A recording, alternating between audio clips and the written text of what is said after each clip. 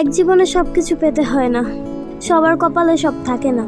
এসেছিও খালি হাতে, যাবও খালি হাতে, মাঝখানে যা পেয়েছি সবই ফ্রি। তারপর আল্লাহকে খুবই বলতে মন চায়, কেন পেলাম না। একটা অপদার্থ মেয়ে আমি, যে তার লাইফে কিচ্ছু করতে পারে নাই, সব দিক দিয়েই সেই খারাপ। লেখাপড়ায় ভালো হইতে পারে নাই, ফ্যামিলির কাছে ভালো হইতে পারে নাই, আল্লাহর পথে সেরকম চলতে পারে নাই। কেন পারলো না? তার কি ভাগ্যটা এরকম এত খারাপ?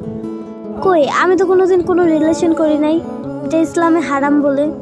কোনো ছেলে বন্ধু রাখি নাই, কাউকে কোনোদিন দেখে বলি না এই ছেলেটাকে আমার ভালো লাগে। ক্রাশ খাইছি, কারণ আমাদের নবীজি এটাকে জিনা বলে গেছে। যতটুকু পারি আল্লাহর পথে থাকার চেষ্টা করছি। যেহেতু বর্তমান জেনারেশনে রিলেশনটাকে অনেক খারাপ চোখে দেখে, সেজন্য এটার ধারে কাছেও কোনোদিন ছিলাম না। ফ্যামিলি খারাপ বলবে, সমাজ খারাপ বলবে বলে। তারপরেও আমি ভালো হতে পারিনি, না ফ্যামিলির চোখে না সমাজের কাছে। অনেকেই বলছে কোনো কারণ ছাড়াই আমাকে ভালো লাগে না, আমি নাকি বিরক্তকর।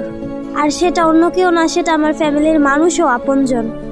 মানুষ ভালো থাকতে চেয়েও ভালো থাকতে পারে না সমাজের কারণে, ফ্যামিলির কারণে।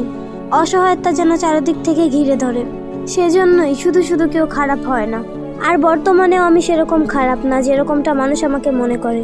অন্য মানুষদের থেকে আমি হাজার গুণে ভালো, আলহামদুলিল্লাহ।